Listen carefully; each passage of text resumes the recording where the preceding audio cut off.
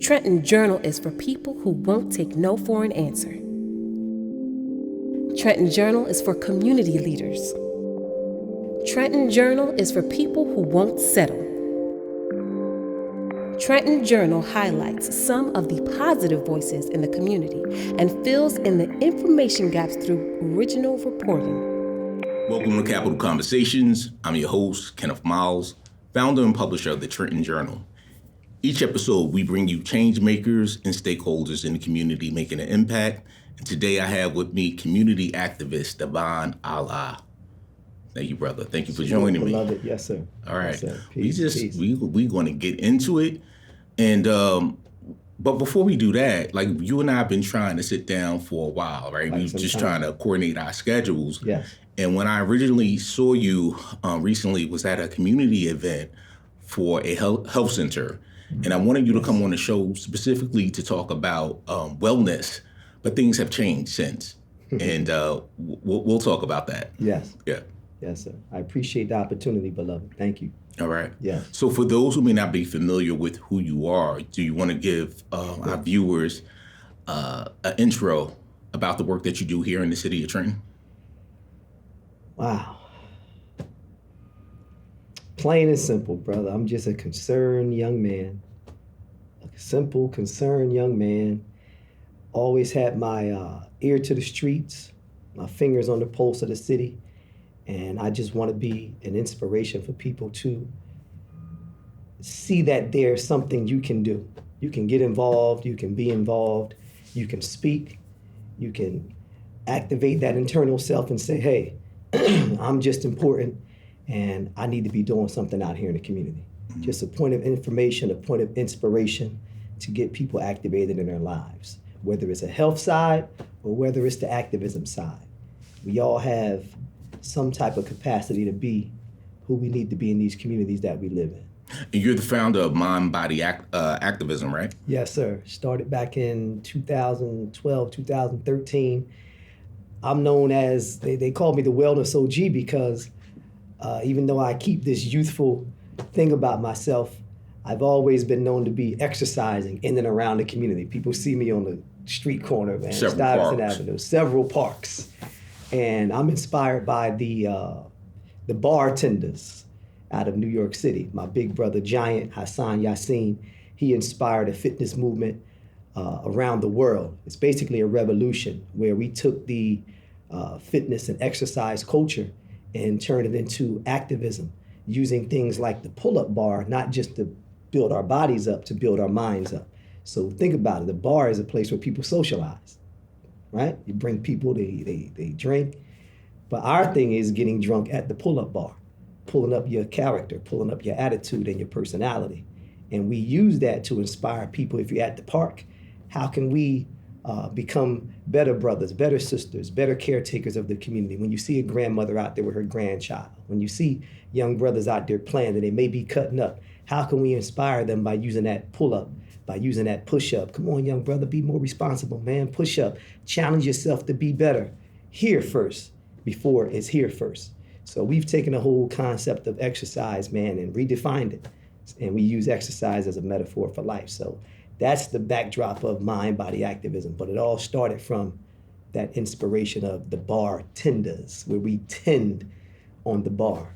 So you work out at several parks throughout the city? Man, throughout the city, throughout the country. It's probably, man, very few parks we haven't touched as bartenders. It's just like if I was I hate to say it, a socialite and I travel to different cities and states, you always want to find the nicest bar. We say, well, let's find the park. And if you're familiar with some of the videos that's been out here on YouTube for many years, you would see the brothers in New York out there on the scaffolds doing all types of, people call them tricks, but we call it progressive movement on the scaffolds out there downtown 42nd Street, uptown on the traffic lights. That's all what we've been inspired by, man. And Trenton never had that. We would just exercise, do basic things on the street corner, push-ups and dips. We didn't have the pull-up until we started hitting the parks. And now we're striving to bring that whole culture to the city of Trenton by getting what you call fitness clusters, small fitness clusters at each park. Even if you put them on bus stops, just a pull-up bar. because the idea is to get people to pull up their level of responsibility to themselves, their families, and their communities. But the backdrop will always be exercising your mind. And it's not just young men, because I've seen photos with you, brother. with women of all ages in the community. Yes, sir. Yes, sir. Being inspired by the bartenders, a lot of us have gone on to become massage therapists. I'm a physical therapy aide, also a senior fitness instructor. So I can always exercise with my friends. But I said, man, this is something we can really inspire people to become an active participant in their own health and wellness while at home. So I went and got probably all the certifications that are out there. I have them. And men, women, children, youth, this is what I do, man. I lost my father at a very young age. He was 47. And diabetes, colon, and prostate cancer took him up out of here. So back then in my teens, mid to late teens, I took it upon myself to begin to want to be that beacon of light for my family who wasn't eating right. Nobody exercised. It was foreign. So I said, I'm going to be that beacon of light in the family and then be the beacon of light out in the community. So that's where my whole push of health and wellness comes from, brother. I think that's it's a form of activism, right? Exactly, yes. In a community. Yes. It's a community that where you have a lot of liquor stores, right? And you that's a food desert. Yes. And like I told you earlier, when I originally asked you to come on, I wanted to speak about this because I like what you're doing for the community. Yes. But we got to talk about what's going on right now. What's going on right now. And you are currently protesting 610 convenience store on Beach. 610 convenience store on Beach Street. Beach Street, yes. And why is this? Well, it's many parts of that why. The main thing is a lot of these businesses that are set up like that, these convenience stores, some people call them bodegas, but this is a smaller version of a bodega. Some of the bodegas do offer hot meals, cooked meals, things that go beyond cigarettes or loosies, as people call them, or vapes and cigars and lottery machines. This is a smaller convenience store, a smaller version of the other few that they may have around the city. It's on the little side street, Beach Street, off of Dr. Martin Luther King Jr. Boulevard. And I've just been taking note over the years in that area, like, wow, how can this one store survive with only 4 or 5 actual houses on the street and one abandoned house with an open field right next to it? And it's by Donnelly Homes, too. It's by Donnelly Homes. Now, I get that Donnelly Homes gave it a bit of business, but Donnelly Homes is now being redeveloped. Most of that area over there is shut down. So how are they getting all this business? Come to find out. You mentioned the health center. We've partnered with Medina Health, with our Community of Wellness Cultural Resource Center. And every Monday, we have what is called the Ujima program. Ujima, as you know, is one of the principles of the Nguzo Saba that comes out of the celebration of Kwanzaa, collective work and responsibility.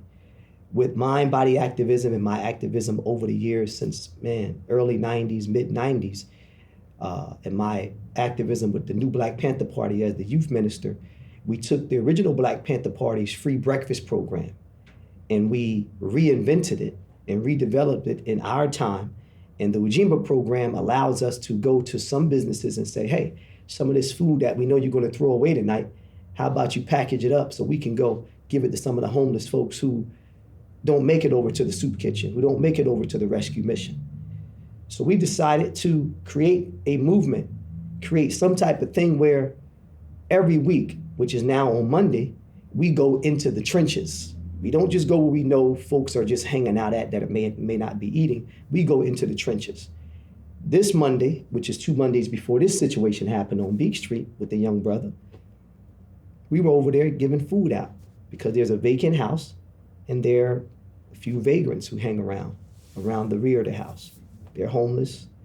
They have mental illness issues. Some of them are on drugs, unfortunately. So as we're handing out these hot meals, who I thought was the owner was outside the store. He came outside the store smoking a cigarette. And he just started like saying some of the crazy things. Like, man, what's all this about? These people don't deserve ish. These people ain't worth ish. And I caught wind of it and I said, this is how you think about the people that I know that are coming in here buying some of your products. It doesn't matter. They still don't deserve nothing. Ain't nothing going to change around here. But you still decide to keep this business around here. That's 2 Mondays before we pull up again on Monday, December the 8th. And I noticed a lot of police tape out there. Now in my mind, because that weekend it was very cold, I'm thinking, man, I hope they ain't find one of these brothers or sisters back here dead, because there was a lot of police tape out there, as if something, a crime had actually happened or some type of situation. We were out there, we parked about 50 feet up on the actual corner of Martin Luther King Jr. Boulevard and Beach Street, because we usually pull up almost in front of the store. We out there for a good 45 minutes to an hour, and we left. We went to one of our other sites that we get food at. Maybe 4 hours later, I'm on social media, and somebody had a video of what actually happened at the store. And that's when I saw one of the young men that we always see walking up Martin Luther King Jr. Boulevard on that street right there. He has a problem, my young brother, Kenny. And he was the actual victim of the crime. That brother the gentleman who was out front of the store smoking that cigarette that I thought was the owner, come to find out he's not the actual owner. But the way he was talking was as if he had enough to say about that community. He's the one who actually hit Kenny in the head with the baseball bat. He was charged. And he was charged. Charged by the Trenton Police Department. Trenton Police. They actually came back the very next morning to arrest him, which is the Tuesday, December the 9th, when we came out there to begin our protest and boycott. Once I got light of the situation, I pieced the story together with a few people who had ended up out there and around the situation, and I got a call from another brother who was actually in the store when a little back and forth was going on. And I said, no, we got to shut this place down. Now, okay, you said you had to shut this place down. Shut them down. Did you have the opportunity to speak with the owner of the store? No. The owner ended up coming on the 4th day we were out there. And like I said, a lot of them always prop themselves up like they're the owner. When you go into some of these bodegas or those type of convenience stores, unfortunately, they're not black people. They are immigrants. Some Indian, and you have Dominicans, you have some Puerto Rican that own a lot of those type of stores around this little city called Trenton. And unfortunately, you don't know who the owners are. That's a problem. We should know who the owner is when we go in those places. They're small enough. I shouldn't have to talk to your daughter. I shouldn't have to talk to 3rd, 4th, 5th line. I shouldn't have to talk to some little kid. We need to know who the owner is, because when things happen, which they do, we've getting a lot of calls, which they do, we need to know, the community needs to know who's the owners of these facilities. Now, I spoke to the owner. Yes. I called. Yes. Ricky. Yes. Right? Yes. Spoke to him to get his side of the story Yes. about what happened. He promised, that he'd call back. People are saying that, and he told us, the Trenton Journal, that he fired the employee. Okay. And some people are just like, okay, the employee was fired. This man has to run a business. He apologized. Why are you still out there? You're also, from several people within the city, you've been accused as an urban agitator. So you protesting outside the store. Yeah. Some people are dismissing the reasons why you are protesting because of who you are, your name in the city, right? What do you have to say about that? Because I got phone calls from people like, this is not a story. Don't interview Devon Allah because he's known to be a troublemaker. Wow. Brother, unfortunately, let's put it inside of a historical context. On the plantation, there were certain slaves that did not want to remain slaves. They begin to speak out on it. They begin to do things. And when you have a situation where the self-hate, the pain, and the trauma, and the addictions and the vices are so deep, other slaves who felt that their situation was okay, it was fine, we're good. Long as we get to eat, we don't need to run. Long as we get to have our day off on Sunday after church, we don't need to run, Divine. We don't need to speak about how bad slave master may be. We don't need to speak about the conditions we're working in, sun up to sundown. We don't need to speak about how loud my wife may have been screaming last night from being raped. We don't need to speak about that scream that we heard from a black man who's being lynched 50 feet away from us over in those trees. We don't need to speak about that. Every shut eye is not sleeping, every goodbye is not gone when it comes to those of us who are serious about the conditions that our people are suffering in, brother. I just happen to be one of those men. Now, you can call that troublemaking, you can call that agitating, but I don't want to remain. I didn't want to remain in it when I first caught wind of our situation as a people. We suffering, brother. I've been probably to every inner city in the United States of America, man. Inner city is the same thing, dot to dot to dot to dot to dot, across, up and down this country. The same design. Something's wrong. And nobody needs to be agitating. Nobody needs to be organizing and wanting to mobilize our people against, to address, confront, and deal with these issues. So I'll take being an urban agitator. So what's the ultimate goal? If the store is shut down, then you're also going to have a place where people can't go to pick up items that they may need within the community. Actually, there's one store about 75 feet away from that store that does sell bread. It does sell oranges and apples and vegetables. It does sell bottles of water. It does sell other items, essentials, toilet tissue, toothpaste. It does sell t-shirts. It sells socks. It sells what a community needs, but it's not sold by the people. It's not sold by people who look like the majority of the people who live in that actual side of the community. So it opens up many layers that a lot of our people don't know how to confront, brother. It's not really a community anyway. It's a small colony. It's a piece of a ghetto. It's a small hood where all we do is consume. Most of us haven't taken the approach, even some of my brothers who are still out here on the street corners, doing what they do illegally or just being out there. They haven't learned who they are. See, I learned who I am. I learned what I'm supposed to be doing as a young black man with a degree of consciousness, with a sense of purpose. If I'm going to be making money, I want to put that money with somebody else, again, Ujima, collective working responsibility, Ujamaa, cooperative economics.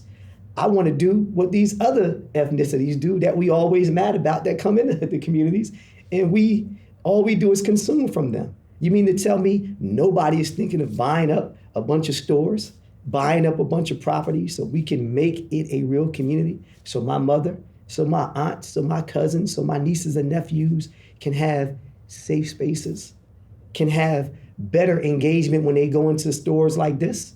You wouldn't have this situation if Kenny was respected by the store owner. But because he's not, there's a sentiment of, since the community doesn't care about Kenny, I can take it upon myself as a business owner and treat Kenny the exact way that the greater community does. I'm glad you said that word, respect. So how can people who have stores in a community who are not a part of the community get better to respect the community and have a better understanding? Out of this, we want to, one, shut them down. Shut them down. We've already exposed some things that store is doing illegally. It's been exposed. It's on video. One, you're selling loose cigarettes. That's illegal. We have video of young people going in there buying vapes, young people, young teenagers. That's illegal. Now, yes, I'm snitching. Yes, because that's what people who live in the community are supposed to do when they see violations, especially when it comes to elders, women, and children. That's something we're supposed to expose in communities. Shut them down, and out of that, with the community of wellness, we want to create an Ujima communal wellness therapy, where stores, business owners, whether you're already in business or whether you're up and coming, because many are going to open up because that part of North Trenton is being redeveloped. So the next stores, we want your staff, we want you as a business owner to take part in what we create as a curriculum to get you to understand the sensitivities of a community like, or a neighborhood like Trenton, especially around there in that area where you have a lot of children who are born out of situations where the parents could have been on drugs, broken families, traumatic situations in their lives. So as a business owner, just like we want on other levels of our activism, police departments, sensitivity training. How do you approach a situation where there's a young man who may just be having a bad day? Do you approach him aggressively pulling out your gun? Or should you have some mental health professional there with you? See, these are things that I've been a part of around the country, not just here in Trenton. So yes, urban agitation, guess what it got us on the books? Guess what it got us in legislation? Now you have to have mental health professionals riding around with Jersey City police, with Patterson police, with Newark police, and now in Trenton, where when the police are called to a situation that's not as serious, if it's not nobody being harmed or really violated violently, now you have to have a professional there that comes on the scene and they can talk to young Jerome. They can talk to Miss Betty. They can talk to Miss Floretta and say, man, we understand. I know your son is going through something. Let's call the ambulance and get some people to get him the proper care that he may need. Nobody ends up dead, and everybody goes about their day. That's urban agitation. Okay. Some of the people that I saw on your video, yes, sir, who I didn't see on camera, I heard some women say, well, why didn't you have the same energy earlier, where, I mean, that street is notorious, yes, for violence. You know, someone was stabbed. Yes. Someone was shot. Why target this particular store? And why not speak out beforehand about this, what's going on in the area? Well, speaking out is, like I said, the Ujima program is speaking out. Coming around there, engaging with the people. We don't just come hand food out. See, we engage. I'm not that type of person that just comes and puts a Band-Aid on something. I want to really deal with the issues. So as we're passing out food, we're saying, peace, brother, peace, king, peace, sister, how you doing today? How you feeling? I'm not looking at your immediate situation of being on drugs, having a mental illness. I'm coming around here as your son, because a lot of them I'm younger than. I'm coming around here as your brother. So speaking out, because we are so damaged, we can't see when somebody is really trying to help us. So it's only looked at as he's causing problems. He's an agitator. Why, sister? Because you can't see a real black man. You've probably never seen it. You've never seen. This is a shock to the system for people to see somebody who's authentic, brother. Not just trying to push no program. I'm really concerned about what's going on in these communities. So we create a new Black Panther Party. We create a community of wellness. We create a MindBody activism. That's speaking out. And like I said, man, I've been doing this for a long time. This is late 80s, early 90s, speaking out against violence, because I was one of those young brothers caught up in the beefs in Trenton, North Trenton versus Wilbur section. And I do go to Wilbur section now, and I'm out there, man, giving a hot meal to brothers I used to fight against.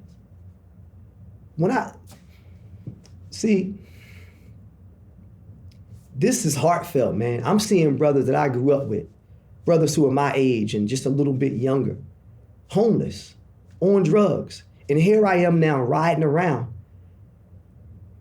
still with this youthful glow. And I'm giving a black man that I used to fight, damn near want to beat with a bat, beat to death. I'm giving him a free meal. Do you know what that does to a conscious man's mind? That's like seeing your actual sibling out there. These are brothers and sisters that I do love. Like, man, I remember when, man, brother, you used to get it in. Sis, you used to get it in. Sister used to be beautiful in high school. And here I am giving you a hot meal. You on some side street, laid up, looking for a drug. That's painful to me, man. That hurts my consciousness. So what do? I go home and draw up a plan because my agitation is connected to something that's beyond me. My agitation is connected to an ancestry of people who said, we ain't gonna be in this situation forever.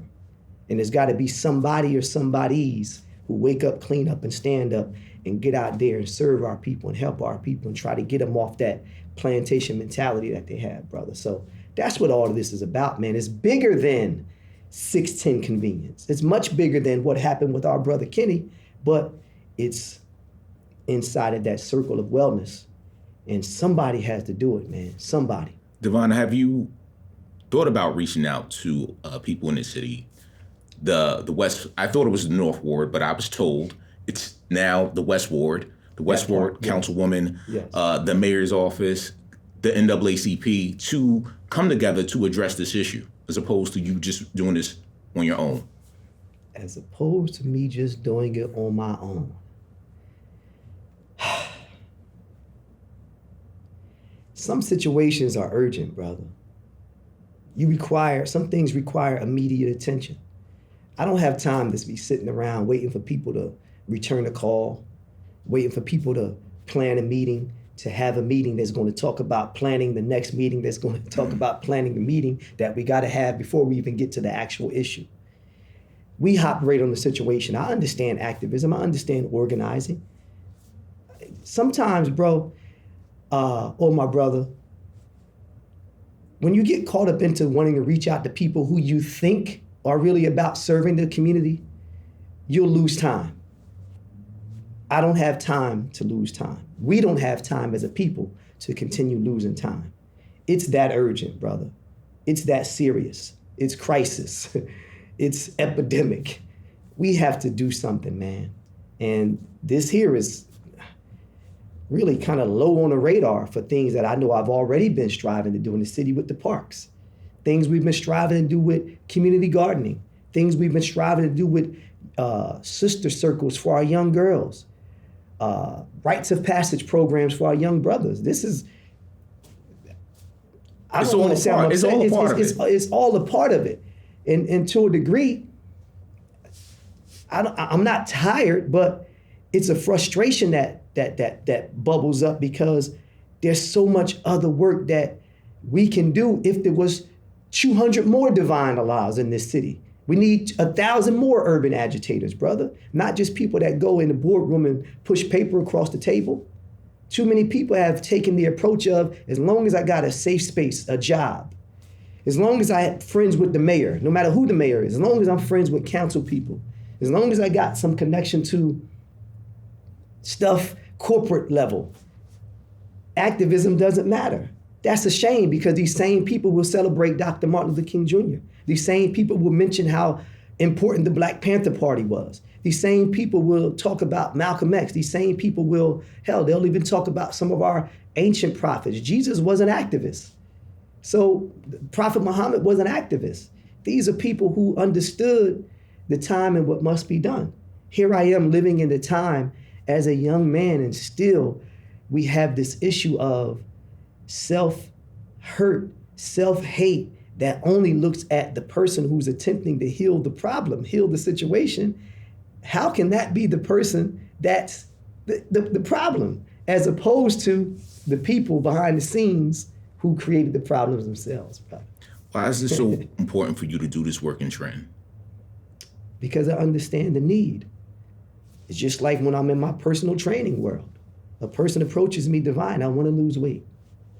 Okay, what are you eating? What time do you eat? What type of food combinations are you putting together throughout the day? We start somewhere in their program. Okay, you may need weights, you may need resistance bands, you may need machines. If their body is not used to that, like the neighborhood we live in is not used to seeing real activism, is not used to seeing it being clean. Some of us are not even used to smelling, the community smelling good. So when you approach those things and you begin to peel back the layers and clean the community up, when you're not used to that, it shocks you. When you're not used to your body getting on the treadmill, it's going to shock you. But if you're dedicated to losing weight, like you came to me and told me you wanted to do, if you came to me and told me Divine, there's a problem down the street. There's some young brothers fighting. Okay, I can't approach that like I approach personal training.